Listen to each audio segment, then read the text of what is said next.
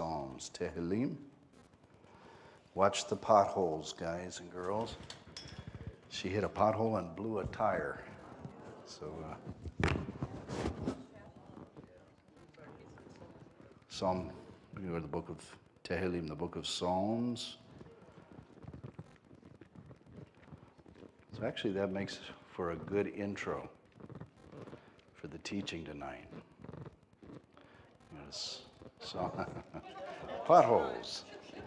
The potholes of life. Yeah. Flat tires of life. I have to move these glasses. Let's go to Psalm 46. I shared on this. This was some time back, but I felt that in the season that we're at for some of our folks in the congregation and for where we are as a people, and even the season of our nation, this is a good psalm for us to ponder and think about. So Psalm 46. Elohim, God is our refuge and strength, a very present help in trouble. Therefore we will not fear, though the earth be removed, and though the mountains be carried into the midst of the sea. Though the waters thereof roar and troubled, though the mountains shake with the swelling thereof, Selah, there is a river, the streams whereof shall make glad the city of Elohim, the city of God, the holy place of the tabernacles of the Most High. God is in the midst of her, she shall not be moved. God shall help her in that right early. The heathen raged, the kingdoms were moved, he uttered his voice, and the earth melted. Adonai Tzevaot is with us, the God of Jacob is our refuge, Selah. Come behold the works of Adonai, what desolations he has made in the earth. He makes wars to cease unto the ends of the earth. He breaks the bow, cuts the spear in sunder. He burns the chariots in the fire. Be still and know that I am Elohim, and I will be exalted among the heathen, and I will be exalted in the earth. Adonai Tzevaot, the Lord of hosts, is with us. The God of Jacob is our refuge, Selah. Amen? Amen. We are in a season of, within our society, of some strange things happening, politics and things happening in the earth and things happening in the stars. Steve, could I ask you for a stand of some type? If you can find one, would be good. So how many know we're not in the normal season? It's not normal. This is not a normal season for things to be happening as they are. Recently, you've seen events happening where things are streaking across the sky. Russia recently announced that from their satellite that they shot up in space that they're now seeing strange lights and booms that are following these lights. But what was really odd was that the lights are not coming from storm clouds and they're not coming from anything else. They can't figure why the lights are flashing. So there's lights that are, thank you, Steve. There's lights that are flashing from the sky, from our atmosphere, the lower atmosphere that they saw. The Russian scientists saw this. So they can't figure this out. There's strange loud booms and flashes in the sky from California all the way across the U.S. I'm not sure about the other portions of the earth. Cincinnati has been experiencing this for a couple years now as well. And just interesting things, weird, strange things. The magnetic poles are shifting. How many are catching up with that story? In fact, they're saying that it's actually shifted. They're saying every year 35 miles. This thing is shifting, and it's unusual. What's unusual about that is not the shift, but how quick it's shifting, the speed, the acceleration of these things. And also all of these things are coming about. And we know Scripture says that in the end times that there will be some signs in the heavens and the earth. Everything that can be shaken will be shaken. So what do we do when we read Psalm 46? We read where it says the mountains will fall into the sea. How many know that's going to be something that will frighten folks? We see all of these things happening. Now whether, how long are we going to be here to see this, that's the question. If we believe in, this, we know that the saints are going to be raptured up at some point. Some folks say, well, we got to go through the tribulation. Some say no. At some point, I believe we will be taken up as a body of believers. Amen? We just don't know yet when that will be. But who's to say we're not going through things right now? Even within our own personal lives, I see people going through things. from sickness and family troubles to flat tires, to these things that happen. Life happens. So what do we do when all of this happens? I'm glad you asked that. Be still. Be still. Turn to your neighbor and say, be still. Harpu deo ki anoki Elohim.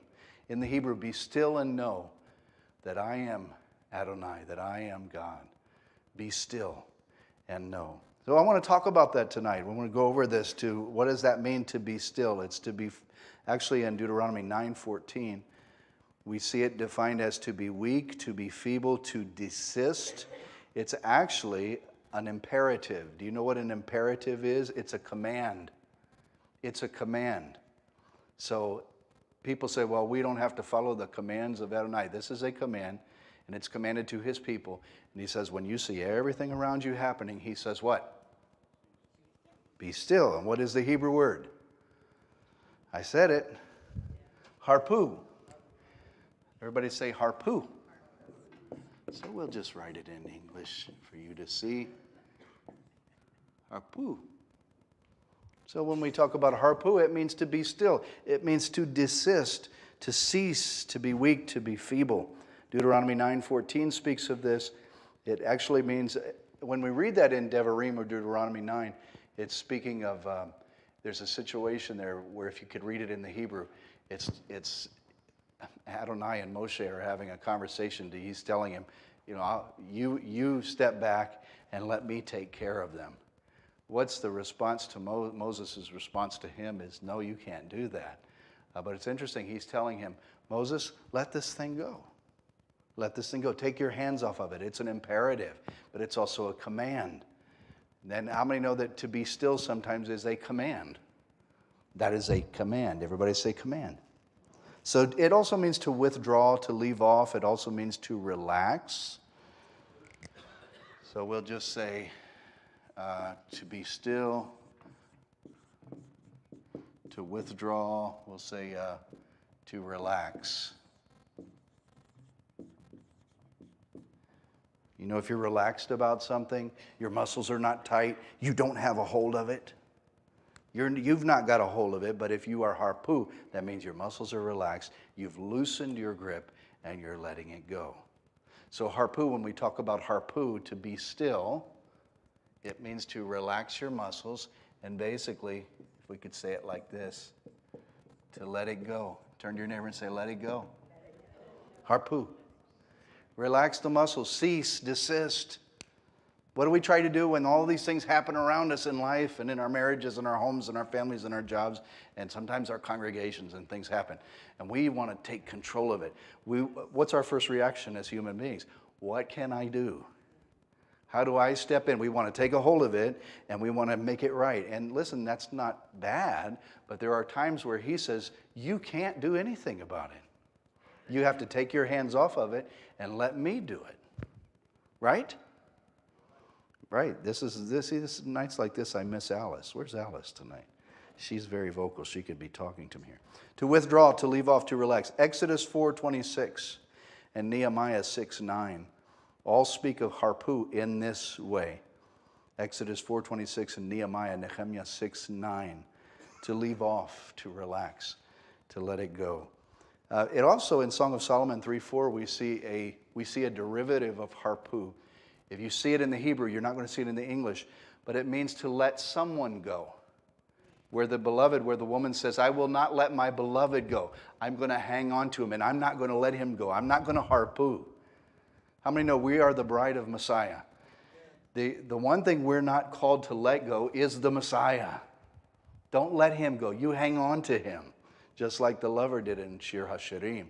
But she says, I will not let him go. I'm going to catch hold of him, and I'm not going to let him go.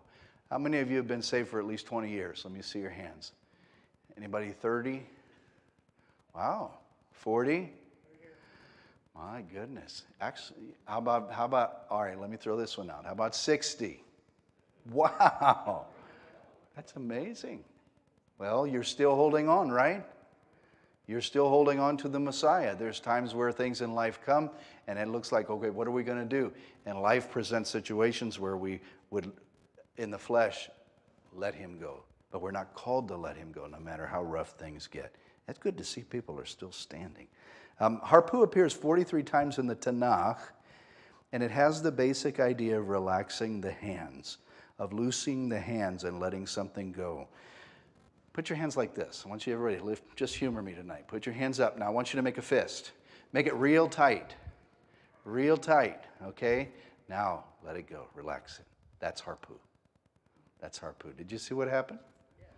You dropped your pen, didn't you? See, that's a perfect example of Harpu. You had it in your hands tight, but when you relaxed your hand, it fell out of your hands. The whole concept of Harpu is he's telling his people there are things that we have to relax and let go. Harpu, if we're a people of faith, Harpu is a basic definition of trust. There are times that we want to hold things, but he says you relax it and you let it go. So I want to touch on some things tonight. This can also mean to be still. It can be seen also as resting from your work. Harpu also means to be seen as resting from your work. Literally, if you think about it, Harpu means to be resting from our own works. From our own works. And we're going to get into this. You have a question or a comment? Because we're open to comments and questions tonight. Anything? This is an open class tonight. If you have anything, just wave at me and I will call on you. So it's relaxing from our own works. Now, we often talk about, what does the Bible say? Something goes along with faith. So we say, I'm going to give you the little bit here. The book of James says, faith without works is dead. So oftentimes we see faith, and we as a people of faith, we see faith equals works, which is in a sense true. James said this, he said, you say you're a people of faith, he said, I'll show you my faith by my works. If I'm a real person of faith, then the work of my hands is going to be seen. I'm working for the kingdom, right? But when was the last time you thought about Harpu? And think about this. If you have real faith, that also means that there's going to be a time when you have to be seen as not just faith and works, but if I could say it like this, faith and rest. Faith and rest. Especially for Jewish people and Messianic Jews. And there are even Christians. I mean, we're all in this together. But this whole faith thing, we are also focused on faith and works, and I am too. But there's also an aspect, remember, faith and rest. Harpu. There's a time when we're called to let certain things go. If you're a person of faith, how many of you know there's situations, there are times in life you can hang on to it and try to hang on to it, but until you relax it and let it go, you'll never see his hand move in it. I've seen things happen where people always they have their hand on it, and he says, relax it. Harpu. There were situations recently, I was speaking with somebody a few weeks back about a situation, and we were talking about how Adonai wanted to intervene in this person's life, but the other person would not let that person. It was if they had to have control of the situation, and they would not trust Adonai to step in. And we both came to the same agreement. If they would just Harpu, let it go, then he would take care of it. But got to hang on to it. Does that make sense to anybody? Harpu. In fact, we try to even faith with works. We try to bring it about. We try to bring things about. And there's many times where he says, give it a rest. Turn to your neighbor and say, give it a rest. So just as faith and works go together, faith and rest does so as well. Somebody go to Exodus.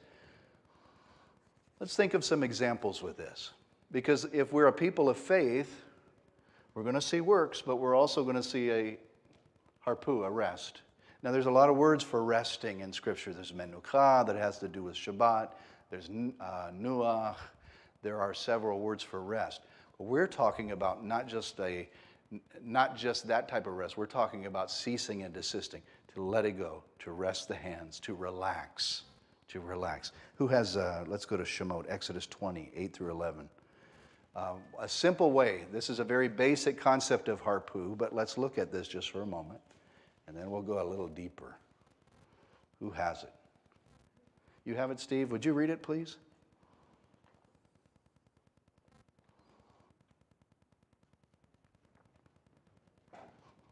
Remember Yom Shabbat.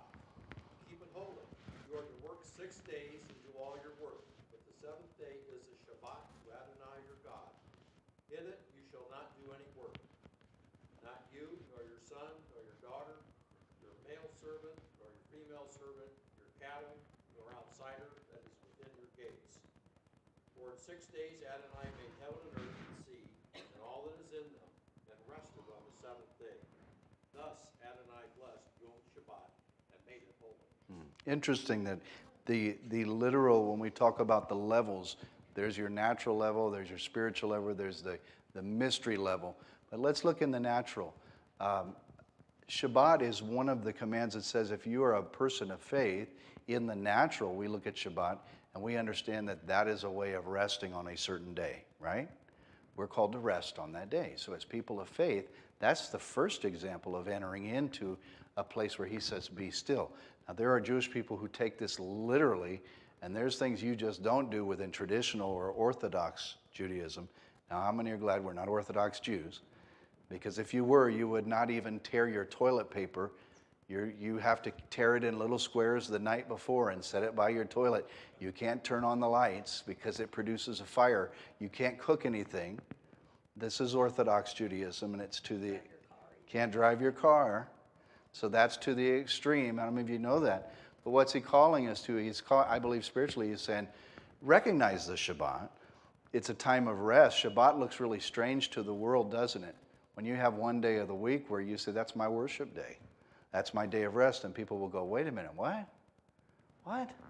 Usually Shabbat is seen as a day where most people of the world are busy doing things, they're active or whatever. But this is a day where he's reminding us to say, be still, harpu. So why is that important? And I just ask you guys this as a class. Why do you think that's important? What do you think? In chapter 2, in the first couple of verses there, Oli said that he sees from all of his work and created for the purpose of preparing. And some say to produce. So Okay. it could be for producing, for preparing. Right? Okay. All right. I think I'm following with you. Yeah, so you produce something when you let go. Okay. Spiritually, and I believe this is a picture in the natural for the spiritual. Sometimes when you just let go, I truly think I think that Adonai is telling his people, he is showing us that we need seasons where we just have to rest. And so he's saying this is a season in your time where you need to, during the week, you need to sit and you need to rest. And we say, well, why? How do we see faith in that? Because if you rest, you're trusting in who gave you the command, right? So, just a thought. Anybody else? What do you think, Deb? Well, I just kind of think that if you're resting and not doing, Okay. it also shows us that we don't have to be doing Oh, in order to be resting. ah, Because we can rest in what he has given us, so we don't have to do works okay. in order to be safe, Mhm. to know that we're still good enough, we don't have, you know what I mean? Right. Not have to be doing something in order to find our salvation. Shabbat is seen to the Jewish people, Shabbat is seen as a covenant wedding ring. See, I wear my wedding ring as a sign. Shabbat is a sign. Everybody say sign.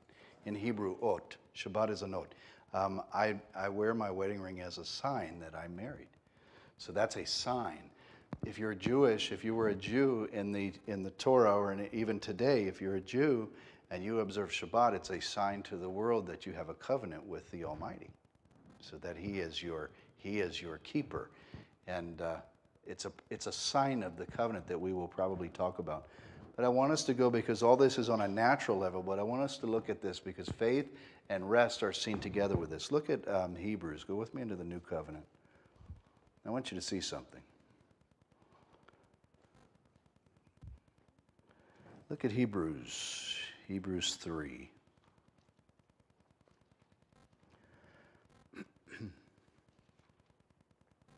Actually, go to Hebrews 3,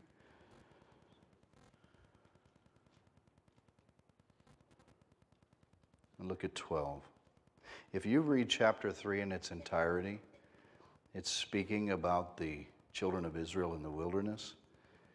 And verse 11 says, I swore in my wrath they shall not enter into my rest. Take heed, brothers, lest there be in any of you a heart of unbelief in departing from the living God. But exhort one another daily while it's called today, lest any of you be hardened through the deceitfulness of sin. Who's he talking to? He's talking to the Hebrews who were still Jewish. They were Hebrews in a Hebraic culture. I believe very much that the temple was still standing in this season. There were still sacrifices, daily sacrifices. Things were still happening within ancient Israel.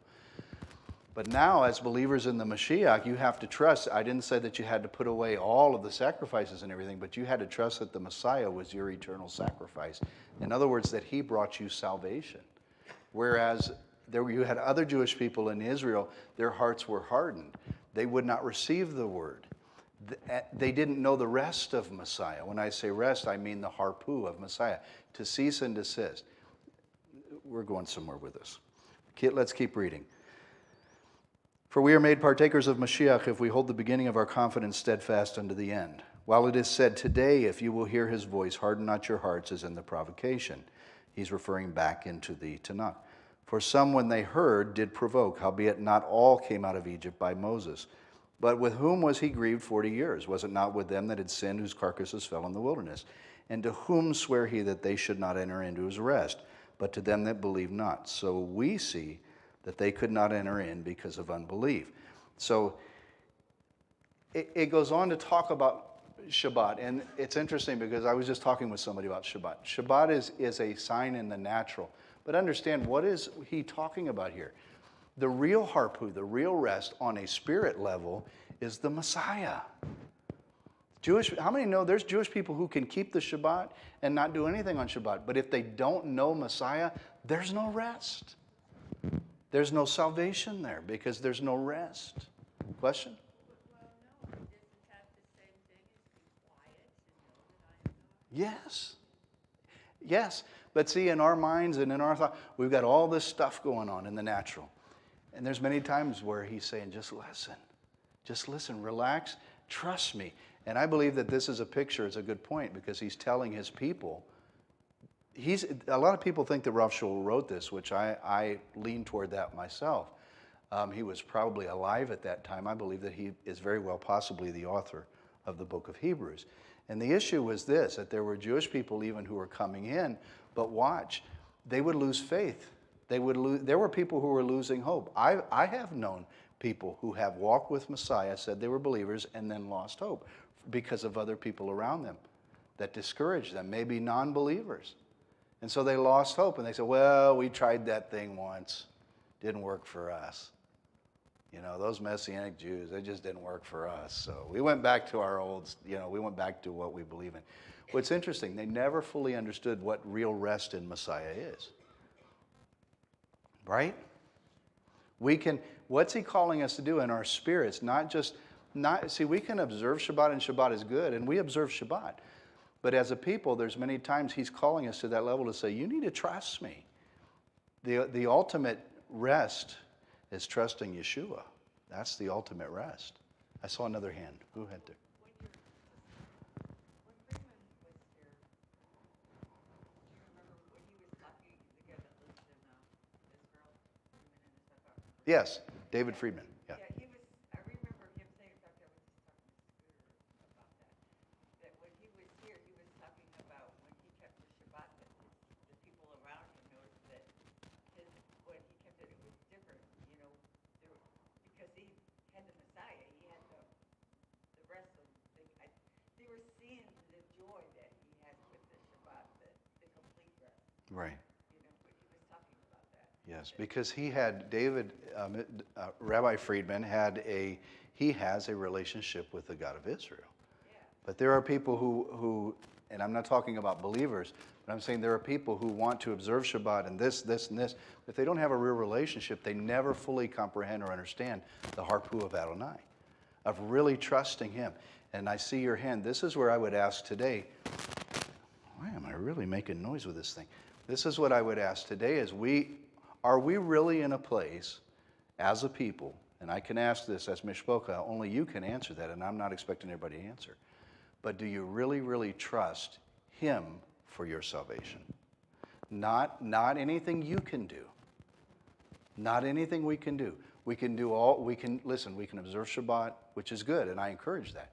We can do all this, but do you really trust that your salvation is bought and paid for? That's the harpu. That's that place where we can say we really, really trust him for our salvation. I'm reminded of a famous rabbi who, on his deathbed, he began to weep. And his disciples asked him, they said, "Why are you weeping?" Very famous rabbi in Israel, "Why are you weeping?" And he was a righteous rabbi. "Why are you weeping, Rabbi?" And he said, "There are two roads, two paths that go before me." And he said, "I don't know which one I'll be on." Interesting. So we as believers have to come, we have to always, I don't know, I'm just maybe preaching to myself, but there are times where I have to come back and learn to rest totally. I have to trust him for certain things, even my own salvation. And I know that he's bought and paid for me, and I belong to him. How many of you belong to him? So we know that in our hearts. But when we do these things, and when he says harpu, when he tells us to cease and desist, then we need to learn and hear. I'm not sure why it's doing this, Amy. I guess the enemy just does not like me teaching this tonight, but I'm going to teach it anyhow. Hallelujah. So we'll just maybe move pockets. Maybe I can get a hat with it somewhere in the hat. Would be kind of cool. Yes, Steve. When Linda and I were in Israel, one of the things that really stood out to us was when sundown, Erev Shabbat, on Friday evening, all the bus drivers, the shopkeepers, the taxi drivers, all of it came to a screeching halt. And you could talk normal and they could hear you probably a block or two away because it was that quiet. And it's just like, that was just a picture to me about what Shabbat's all about. You just stop your striving, stop your Yes. busyness, and rest in him. Yes. You know, and it was wonderful to see Jewish families on Shabbat after the Shabbat service. They just enjoyed, the Almighty. Isn't it interesting, though, not just on Shabbat, but I would say I'm glad that we have a day where we're called to rest. I think I got it now. It's not doing it. Oh, it's the wire. All right. We'll switch it out. The battery dies on this one, you'll have to go back to that.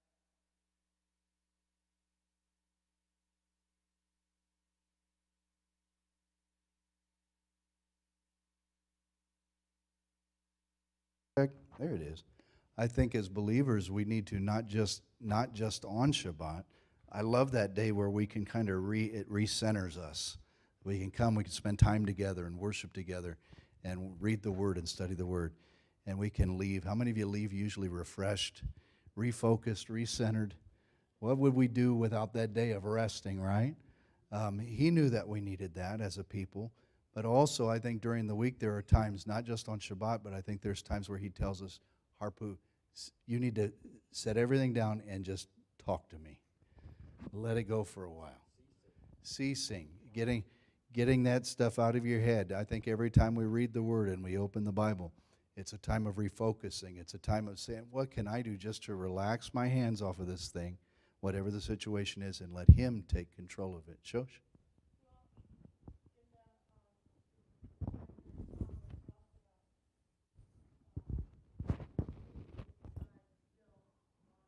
Yes.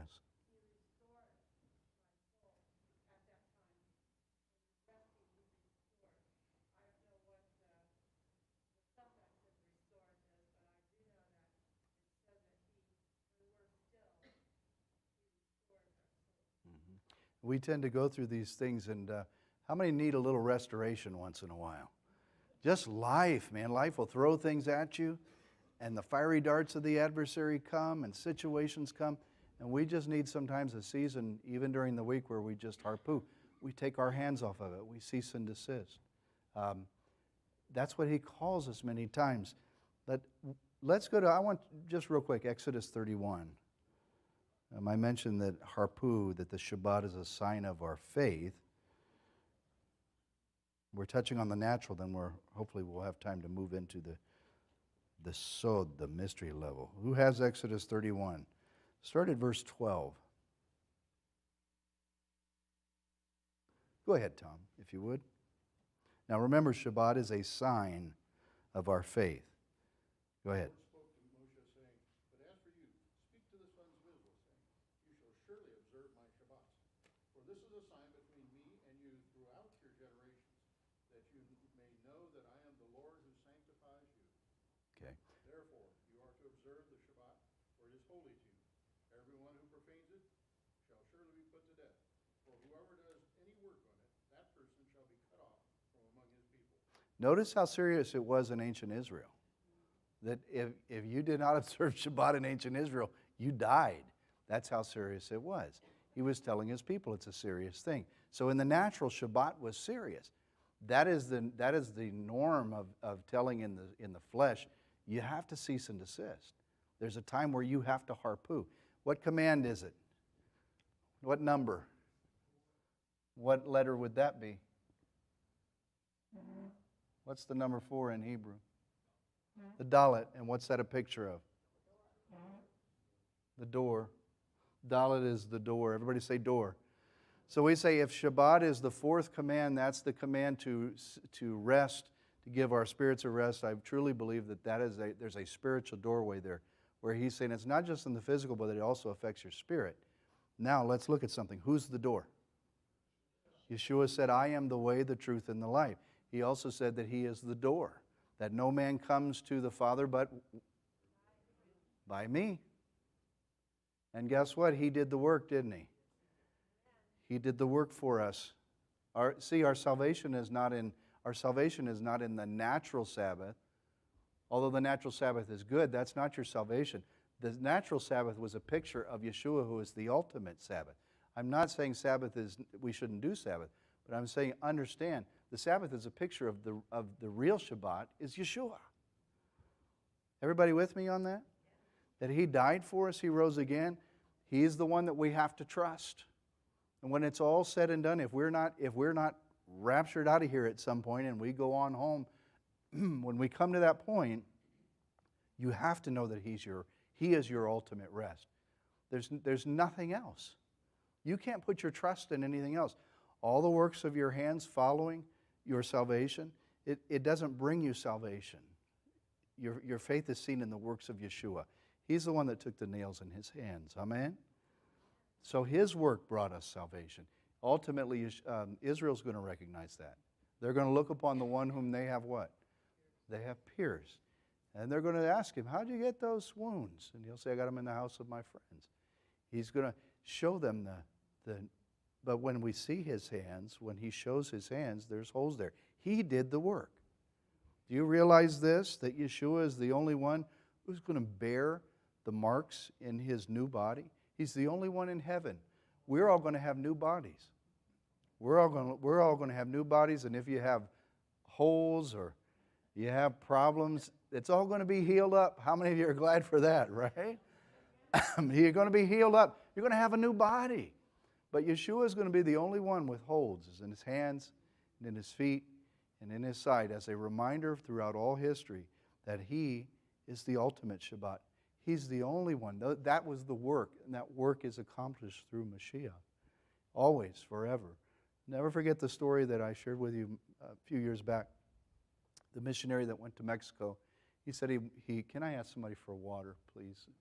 He said he went to Mexico, and he said there was a witch doctor there. Witness to the witch doctor wouldn't come. Tried to get him to come to the meetings, and the guy was a Christian evangelist. He said he would not come. So all the villages were coming out, big crowds, and thank you, Tom. Toda. He said the witch doctor's sons came out, and both of his sons came and they came to know Messiah in the meetings. So his sons got saved. So they go back. Well, the witch doctor gets so angry that he renounces his sons. He sends them out. They try to speak to him. He won't have it. Well, the man, he mysteriously, what he did was he cursed. He spoke a curse over the evangelists and over his sons. He got sick. The witch doctor got sick. The witch doctor died. The one son went in and he began to pray, and he pleaded for his dad. He said he prayed for 12 hours. 12 hours. He never gave up. He said, I prayed and I prayed. Man was dead for 12 hours. That's a lot of faith. He said after 12 hours, his dad sat up. He said the first words out of his mouth were, go get the evangelist. Evangelist comes. Evangelist said, I usually don't like to talk to people who have experience like that, because he said you hear all kinds of things. But he said this guy, I wanted to hear what he had to say. So he said he went over to the guy, and the guy said, what happened? And he said, well, he told him he was caught between heaven and earth. He said it was outer space. He said, I could see the earth, and he said I could see the moon, and I could see the planets, and he said I was stuck. And he said I was stuck there in the blackness of space. And he said all of a sudden, he said there was a man there. And he said the man was dressed in all white. Now, mind you, this man has never heard of the Bible. He said he was in all white. He said his face was shining like the sun. He said his voice sounded like many waters. And he said he looked at me, and he said all he said was, he said 3 words. He said, I love you. And he said I was back in my body again. And he said, Evangelist, I have one question. He said, what is it? He said, why does he have holes in his hands and in his feet? Man had never heard the gospel or the good news before. Why will Yeshua always have the holes in his hands and in his feet and in his side? Because he's the one, because of his works, now we don't have to wrestle and struggle and try to prove who we are, or try to say, well, we're going to make sure. You know, there's a lot of Christians and there's a lot of Messianic Jews who we say, well, we want to seal our salvation. We want to make sure. So the more I can do, the more I'm going to be saved. Honey, it don't work like that. It's good that you're working and that you're obeying, but we don't do it for that reason. We do it out of love. Amen? Amen. There's a rest in that. There's a real rest in that. If you love somebody, you just love somebody. If you love the family of Adonai, you just love them. And you love him too. So Exodus 31 says that the Shabbat is a sign, but that Shabbat, as we read in Hebrews, that's a sign in the natural to point to ultimately Yeshua, who is our rest. That now we can say, we trust him. We trust him. How many of you trust him tonight? A lot of folks struggle with that. They struggle. Even people who there's the Seventh-day Adventists also believe in the Sabbath. It's the seventh day. Leslie was a Seventh-day Adventist. Her pastor still ribs me every time I see him. He said, you took away one of our best folks. Seventh-day Adventists are great people. They're nice people, but they truly believe that people who do not keep Sabbath or who worship on Sunday are receiving the mark of the beast and are going to hell. Now, that's extreme, but that's what they believe and that's what they teach. I don't believe that. I think the Sabbath is for the people of Adonai, but you're not saved because you keep the Sabbath, right? And there's different cultures, there's different ways where people do it differently on Shabbat. I know of families that really don't do a whole lot. I know of people who don't drive. I know of people who will not go out and eat at a restaurant, which is fine. I know other people who do. We all have our ways of doing things, and that's where I try, people say, well, halakhically, how are we supposed to do this? You have to pray and seek the face of Yeshua to ask him, how does he want your family to do this? If you're going to observe Shabbat, which I think everybody should, but how should you? I would be cautious in saying, don't be careful as to who you listen to on the internet, because we can get really screwed up in our thought life if we listen to different teachers. They say that if you have 2 Jews, you have 3 opinions. So if you have, think about that one. Now, how many of you have ever heard some pretty screwy stuff on the internet? It's okay. I have too. I've heard it, and I'm thinking, oh my gosh, where are they getting this? I had a guy who attended here. He shared with me a while that he was not here, but he was with us many moons ago. And he called me one day, and so help me, he thought the world was coming to an end on a specific date. He thought that something bad was really going to happen. If I said his name, some of you guys would know who I'm talking about. I'm not going to say his name, though. But he doesn't attend anymore. But he had a lot of fear. And he said, it was interesting because he said, I know that this and this and this. And I said, well, where are you getting your information from? And he said, 911 Ministries, or what's it called? Some of you guys know. 119 Ministries. I'm not saying everything that they teach is wrong, but what I'm saying is they had this thought and they were putting this thought out. And I told him, I said, and he was on the road driving a truck, and I said, well, look, I said, I personally don't think anything is going to happen on that day. I think we're going to wake up, we're going to go through that day just like we, I said, if it does, then that means we're going to go home, be with Yeshua. Don't be afraid. But I said, I don't think they have enough to back up their claim. It was interesting because that day came and went, and he kind of sheepishly schlepped into the congregation the next week, I said, well, here we are, Interesting. People get afraid, and they get all feared up. I said all that to say be careful as to who you let come into your ears, because they can misdirect you and get you thinking all kinds of weird stuff. Questions or comments? Yes. Why is there fear, even with believers? I know I'll share, but what do you think, guys? Why do you think people have a hard time with harpu? What is it? A lack of trust. That was my answer too. A lack of faith, because I think that people who, listen, when you can hold it and you have your hands on it, then you can control it. And now you can affect the way that the outcome is going to look, and you can say, okay. But there's many times where he says, you need to harpu. Take your hands, you need to trust me. See, that's what he says with our lives, is harpu. Cease and desist with your plans. Let me step in and show you what I have for you. Right? When you came to know the Messiah, he's telling us as a people, you take your hands off of your life now. Listen, you don't even belong to you anymore. How many know you don't even belong to yourself? You don't belong to yourself. You belong to Yeshua. And now he says that means that you have to take your hands off of your plan. Now, it's good to have plans, but seek his face and say, Father, what do you have for me? Right now, I'm experiencing this with my sons who are teenagers, and they're growing up, and they're saying, well, what do we do? Okay, what's the direction now? Well, I wonder what I should do. And then one of the first things I tell them is this. I say, you pray, you seek his face. He'll show you what. And then we talk about other things. Well, what do you like to do, and what are you good at doing, and what do you feel your passion is? But the very first thing I say is you seek his face, you pray. He'll lead you, he'll guide you. There are things we have to take our hands off of. Because if we can control it, we might make it happen the way we want it to, but we miss the blessings of faith and trust. Because his plan may have been so much more than what we could have ever done for ourselves. Right? Some of you are looking at me like I got 3 heads. Yes. Just an example of what rest can do for the body. They've studied this intermittent fasting, especially for people with cancer, that if you fast for at least 16 hours and then eat something fattening first, like avocados or something like that, Right. your body, during that time, it gives your body time to reset. You reset hormones, you reset your metabolism, and they have found that it kills more cancer cells by doing that, Isn't that something? because your body is resetting itself. And so even up to 3 days, 3 to 5 days they say is the best if you can do 3 to 5 days. But they said even just the 16 hours helps your body reset. It's interesting that I'll give you a little secret.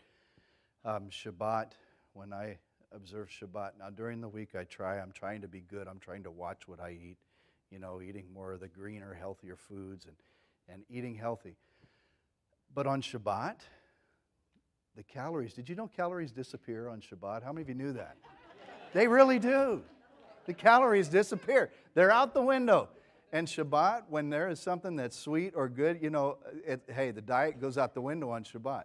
Now, Scripture doesn't tell us to do that. But that's my own personal opinion to say, hey, if there's something good, I'm going to take one day of the week to say, splurge a little bit. Okay, you can enjoy that. But unfortunately, the calories are still there. Anybody else? Yes, Tom.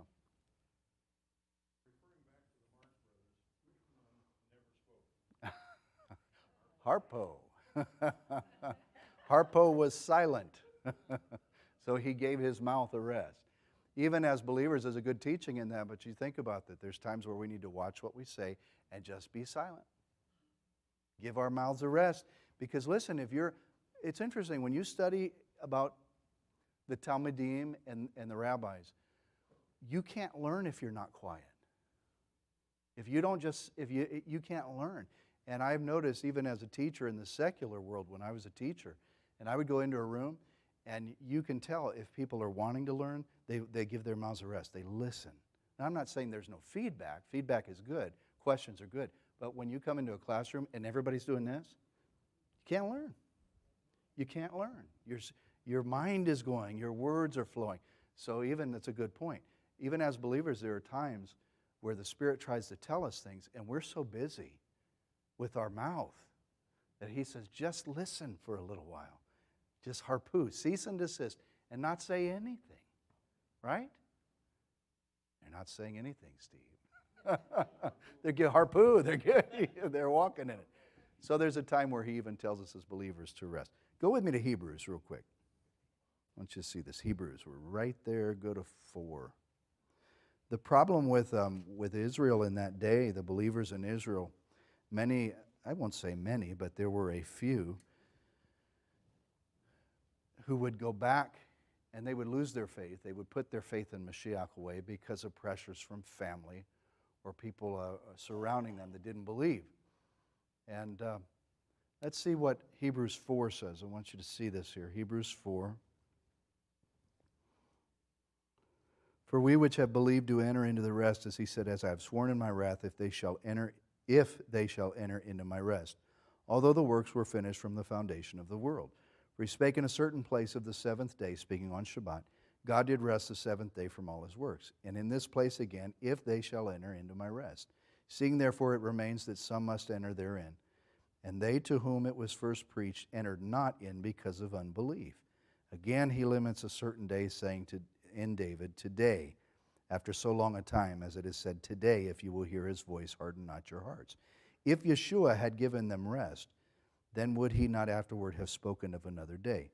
There remains therefore a rest to the people of Adonai, the people of God. For he that is entered into his rest has also ceased from his own works as God did from his. Let us labor, it's interesting because it's an oxymoron here. Let us labor, therefore, to enter into that rest, lest any man fall after the same example of unbelief. There's a lot of people who teach that he's speaking about the Sabbath, that this is the seventh day and he's telling people there we should still observe the Shabbat. Well, yes and no. What he's saying is this.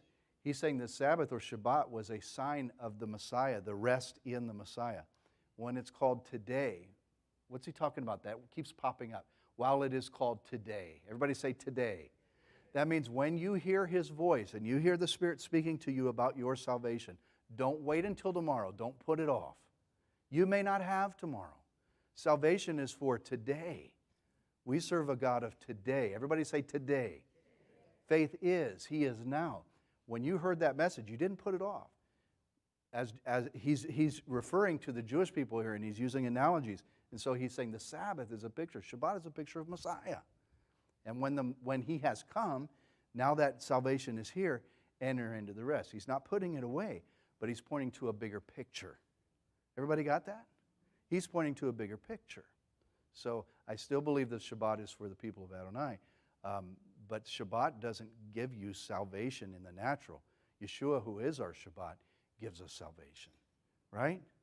So the question remains. There's people who say, well, what if people don't keep Shabbat? That's between them and Adonai. Here's a good question. Can you be saved and not observe Shabbat? I believe you can. I believe that there are people who are saved.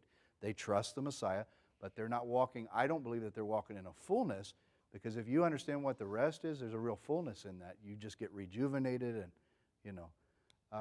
there's a whole lot of stuff here.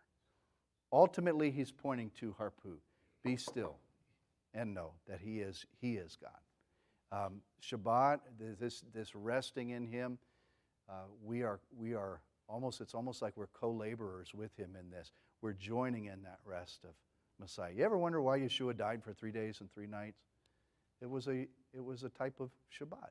Harpu. Harpu. It was a picture. Interesting. I believe personally that when we enter into a season of rest, we enter into that day of rest, it's a picture, it's a type and shadow pointing to Messiah's death. That's just my thought.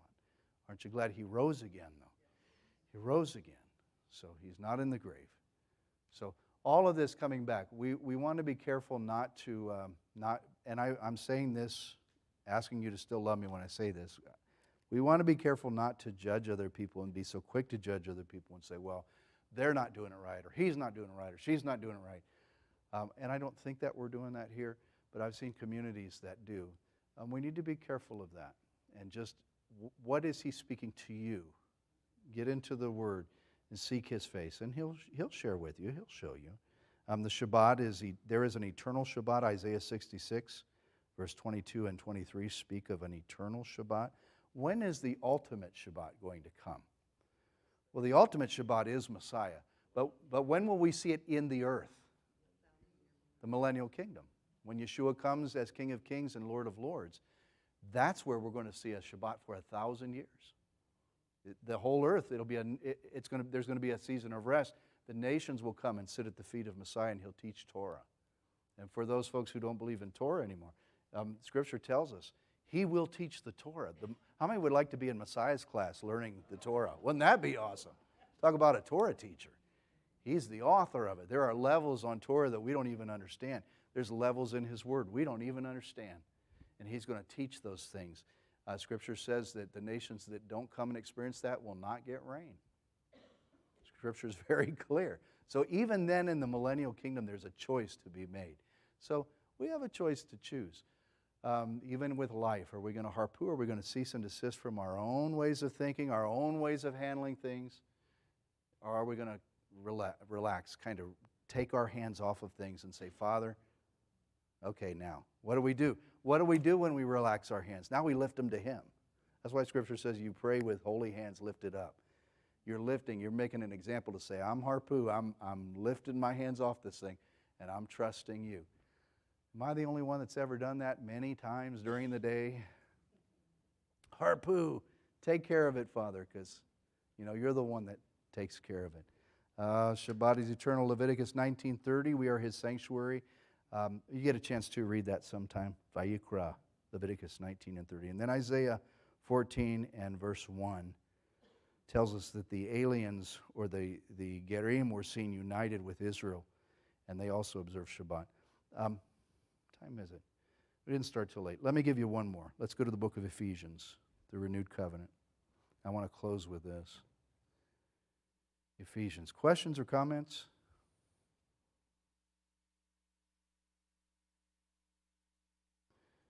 No? Okay.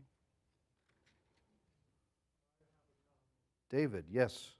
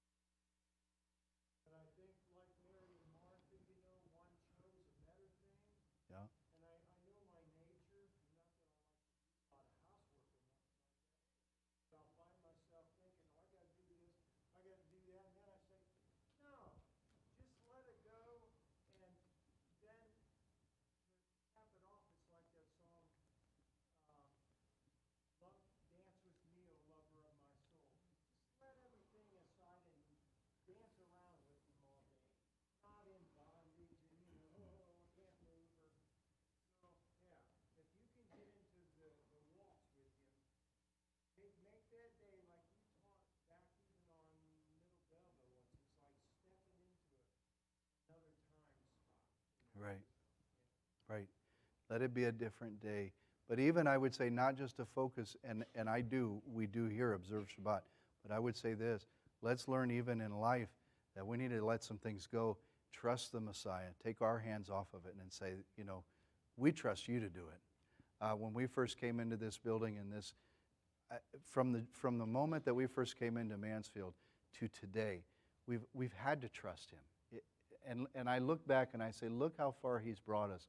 Look how he's doing things where I said, who would have ever dreamed that we would be able to have something like this and be in a place like this and where our light bill is 3 times more than our mortgage was at the old place.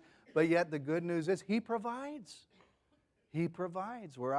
And there was a moment, you all know, well, maybe you don't. I thought I shared it once, but there was a moment or two where I was in a little bit of intrepidation because I thought, well, I need to control this now, and I need to, because we need to think about this really. How many people are really committed to still standing with you on this? How many people are really going to commit? And so I put my hands and I said, well, we got to do this and we got to do this. And then I knew something within me, and I know now it was the Spirit, but something I could just hear the Spirit of Messiah in me say, you're going to trust? You could stay where you're at, and you could enjoy where you're at, but you'll never be, until you harpoo, you'll never experience what I have for you. And I felt that was a season. I said, we've come this far by faith. Why would we want to stay and hold on to something when we can say, Father, it's yours. It's yours. When Ted Pierce was here last Shabbat, how many were at the, that was fun. That was a fun concert. Interesting that he said, wow, he came in, he said, wow, he goes, this is like, forgive the language, but he said, this is like a mega church. You know, we have to understand most people in the Messianic movement, you know, rent or you have little, and so to him, this was like a mega center. You know, like, you guys are, this is awesome. And truly, we look back, we said, this really is. He's really good to us. We can control things in our lives and keep our hands on it, but when we learn to relax and let Him do it by faith and trust and stay in His Word, I'm not saying leave the Word or leave the faith. You have to trust. And that's where you'll be able to see things happen. Families, home, congregation. You have to step back sometimes and say, harpoo. There's other times where He says, now you take your authority. But there's many times where He says, ultimately, you harpoo. Ephesians 2, I want to close with this. We learn that actually the Messiah is, the Shabbat is a picture of the Messiah to come. He came, some entered that rest, some did not enter that rest. There are people who did not believe in Yeshua, and they did not enter the rest of Messiah. But He is the door, right? So we learned also that the alien, the stranger, was also to observe Shabbat, and that was a picture of something. And let's look and see what that picture was of.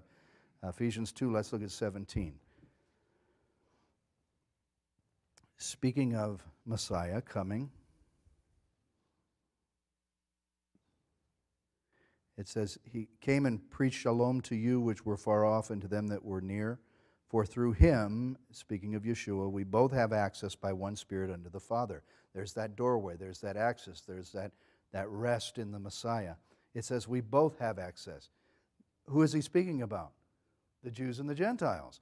Now therefore you are no more strangers and foreigners, but fellow citizens with the Tzaddikim, the saints in the household of God. You're built upon the foundation of the apostles, the prophets, Yeshua the Messiah Himself being the chief cornerstone, in whom all the building fitly framed together grows unto a holy temple in Adonai, in whom you also are built together for a habitation of God through the Spirit. Rav Shaul was saying this to the Jews and to the Gentiles. Messiah is the Shabbat. Now the Shabbat is a sign. I believe the Shabbat still should be kept. How you keep it, you have to figure that out and pray and seek the face of Adonai. But the Shabbat is a delight. It should be a day where you rejoice in the natural. How many know Yeshua is a delight? When you come to know the Messiah, it's a day of rejoicing. So ultimately, all what Rav Shaul is saying is there is a real rest, a true rest in the Messiah. Amen? Amen. Simple message. True rest in the Messiah. For believers today, if you're struggling with something, I would encourage you, check yourselves to see, are you still holding on? Are there areas in your life, your family, your job, whatever it is, and you're still holding on and say, I'm still holding on to it? That's because you haven't learned to yet harpoo. Rest, trust Him. So everybody stand up if we would. I want you just to humor me with this. I want you to take your hands. I want you to make a fist. Now I want you to lift it up and everybody say, I trust you, Father. Father, in the name of Yeshua, we trust you tonight. And we lift our hands as an act of faith, that we are resting in the Messiah and we are trusting in Yeshua as our Messiah who has bought us and paid for us. And Father, help us even as believers to rest in our spirits and our minds where we struggle with things. Help us to rest. May your people know the real rest of the Spirit in the Mashiach. And Father, we pray for that day where all of Israel, Father, would come to see Yeshua and trust and rest in Him. Give us wisdom, Father, to know when to harpoo, when to cease and desist. We thank you in Yeshua HaMashiach's name. All His people said amen. Amen. Give somebody a hug before you leave. And tell them harpoo, harpoo.